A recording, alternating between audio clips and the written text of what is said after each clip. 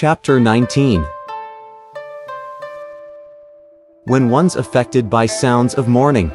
When one cries. When one's mind is heavy. When one is angry. When one's sexually aroused. And when one's frightened.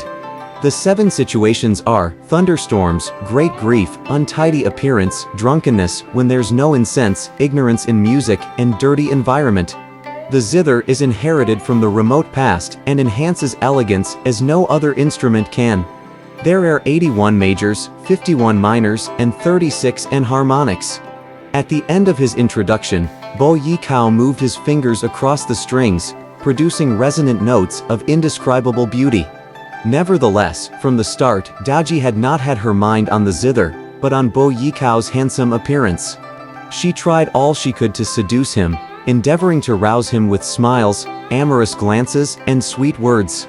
However, Bo Yikao was son of a sage, and had risked his life in coming to Jiaoge for the sole purpose of redeeming his father and bringing him home. His heart was like ice, his will inflexible. He did not even glance at Daji and concentrated solely on his teaching. When she realized that she was getting nowhere, Daji ordered her maids to prepare a feast and invited Bo Yikao to take a seat beside her. Bo Yikao was frightened out of his wits and knelt down before her. "I'm the son of a convict. I greatly appreciate your kindness in permitting me to live. In your lofty position as queen, you're respected by all as mother of the kingdom. If I should dare to sit beside you, I ought to be punished with 10,000 deaths." He said, and knelt there, daring not to raise his head. "Bo Yikao, you're wrong. As a subject, you're certainly not qualified to sit beside the queen, but as a tutor, there's nothing wrong for you to sit beside your pupil." Bo Yikao gnashed his teeth. "This cheap hussy takes me for one at once disloyal, unfilial, unrighteous, and lacking in propriety, virtue, and wisdom." He thought, and made up his mind. "I must think of my ancestors who have been loyal officials since the time of Emperor Yao and never allow myself to fall into her trap. I never imagined that she would violate the sacred code and be so cheap. It's an insult to the king. I would rather be cut into 1,000 pieces than sully my ancestral name." Daji was disappointed to see him kneeling before her in silence. She could do nothing, but she was unwilling to give him up at once. "Though I love him deeply, he's not in the least interested in me. What can I do next?" She wondered. I'll use another trick to seduce him, one that cannot fail to make him mine." She ordered her maids to clear the table, then turned to Bo Yikao.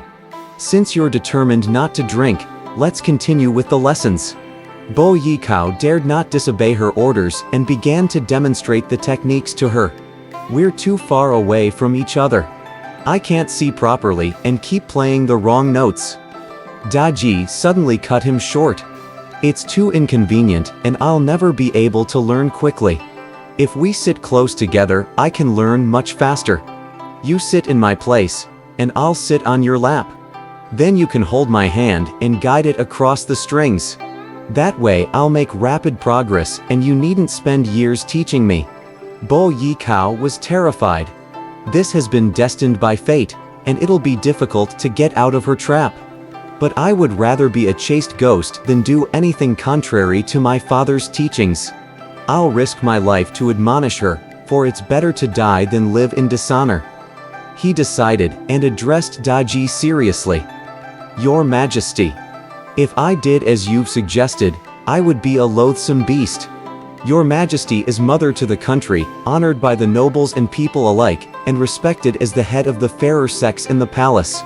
It's most indecorous that under the pretext of learning to play the zither, you should lower yourself to this extent. Should this matter be known beyond the palace walls, how could future generations believe in your chastity? Please don't be so impatient, or people will hold you in contempt." Daji blushed with shame. At a loss for words, she ordered him to return to his lodgings. She was now filled with hatred for Bo Yikao. That bloody wretch! How dare he disdain me like this? I offered him my heart, but all he gave me was a mouthful of insults. I won't be satisfied until I've had him torn to pieces and pulverized. She swore angrily before she went back to King Zhou. The next morning, King Zhou asked her, "Did Bo Yikao teach you well last night?" Daji seized the opportunity to lie, saying, "I should report to you that Bo Yikao didn't have his mind on teaching me at all, but did all he could to seduce me. He uncouthly violated the rights that govern the relationships between queen and subject." King Zhou was furious. He got up, dressed and breakfasted, then ordered, "Tell Bo Yikao to see me at once." Entering the star-picking mansion, Bo Yikao knelt down and kowtowed before the king. "Why were you so slack in teaching last night? Why did you try to prolong the time it will take for the queen to become thoroughly skilled?" King Zhou demanded. "Patience and sincerity are required to learn the zither. It cannot be learned thoroughly in a short time." Bo Yikao replied. Daji, who was sitting beside King Zhou, interrupted. "Playing the zither isn't really complicated. If you had given me a detailed explanation, I certainly could have mastered it without any difficulty. It's just that you weren't diligent and explained nothing clearly. How could I be expected to make good progress?" King Zhou felt it inconvenient to mention what Daji told him in bed about Bo Yikao, so he ordered, "Play us another tune so I can see how good you really are, Yikao." Bo Yikao sat on the floor and began to move his fingers across the strings. He was determined to play a tune full of loyal admonitions. "My loyalty reaches to the heavens. May His Majesty live forever, and be blessed with timely rain and breeze. May the kingdom be united and last long." King Zhou listened attentively and understood that the tune was loyal and patriotic, without a hint of slander or ridicule. It would be groundless to find fault with Bo Yikao. Daji understood what was in his mind and proposed, "The white-faced monkey can sing very well. Have you ever heard it, Your Majesty?" "No, I haven't. I was so busy enjoying the zither last night that I didn't have the time. I'll order Bo Yikao to bring it in now and make it sing for us. What do you say to that?" Bo Yikao and his men carried the monkey upstairs in its red cage. Bo let it out and handed it 2 hardwood clappers with which to keep time while it sang. The white-faced monkey was really a good musician. It beat the clappers and sang in a bewitching and soothing tone that made every listener forget his anxiety and sorrow. King Zhou forgot his anger and Daji became intoxicated with its beauty. As the monkey sang on, Daji became so enchanted that she forgot herself, and her spirit flew out in its true form. Now this was a magic monkey that had cultivated itself for 1,000 years. It could not only sing sweetly, but could also tell demons and ghosts. As soon as it saw the fox sprite, it threw down the clappers and darted at Daji, attempting to scratch her with its nails. Daji immediately leapt backwards to evade it, and King Zhou knocked it dead to the ground. As the palace maids helped Daji up, she wept and said, "This is clearly a plot. Pretending to amuse you with the monkey, he intended to murder me. If you hadn't graciously saved my life, I would be dead by now." The king was outraged and shouted, "Guards! Take Bo Yikao out and throw him into the serpent pit." As the palace guards dragged him out, Bo Yikao cried, "I'm wronged. I beg for justice." Hearing this, King Zhou had him brought back and swore, "You damned wretch! Everybody saw that monkey try to murder the queen. You deserve to be severely dealt with. Why do you still claim you've been wronged?" Bo Yikao wept. "Monkeys are wild animals. Though this one is familiar with human beings and can understand us well, it hasn't been completely tamed. Besides, monkeys and apes like to eat fruit and dislike cooked food. When it saw the wonderful fruits on your table, it threw down its clappers and tried to snatch some of them. Moreover, the ape was completely unarmed. How could it murder the queen? Your servant has received great favor from your majesty and would never be so ungrateful as to commit murder. If you will consider this matter, I can die in peace, though my body is sliced into 1,000 pieces." King Zhou considered his statement for a long, and gradually his wrath turned to joy.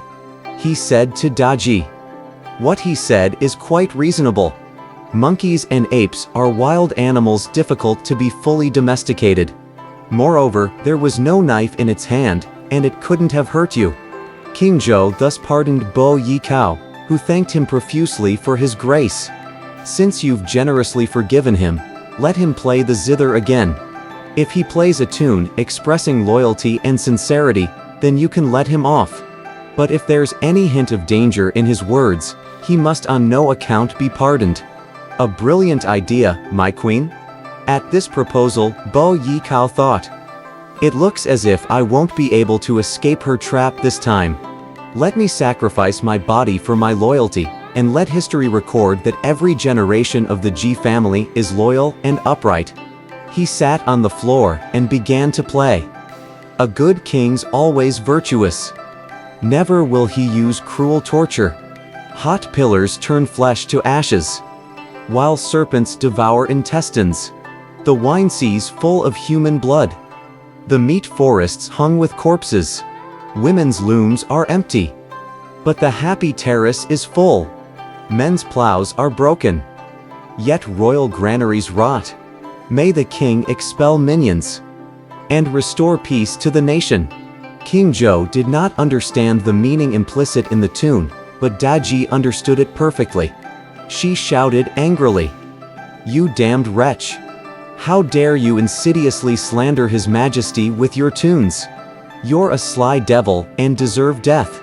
As she explained the meaning, King Zhou became enraged. "Get hold of him, guards. I haven't finished the final verse," said Bo Yikao calmly. "Please listen to it. May the king keep from lust, and abandon that queen if only for the nation's sake. When the evil's gone, the nobles will gladly submit. When lust is cleansed, the kingdom will live in peace. I dread not a cruel death, but eliminate Daji to clear your name." When he finished, Bo Yikao hurled the zither across the table at Daji, sending plates and dishes flying. Daji leapt out of the way and tumbled to the ground. King Zhou roared, "You damned wretch! Attempting to murder Her Majesty with the zither is an unpardonable capital crime. Guards, take him away and throw him into the serpent pit at once. Your Majesty, wait. Take him downstairs and let me deal with him myself," Daji begged. She ordered the executioners to nail Bo Yikao's hands and feet to a board, and then had the flesh sliced from him piece by piece. Bo Yikao swore at her until his last breath was spent. When Bo Yikao's flesh had been minced, the king ordered that it be fed to the serpents. Daji, however, suggested, "Let's test Ji Chang with pies made of his son's flesh.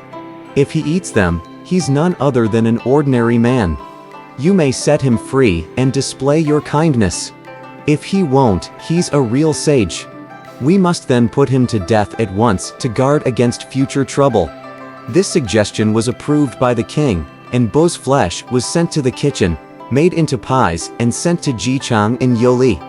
If you want to know what happened to Ji Chang, you must read the next chapter.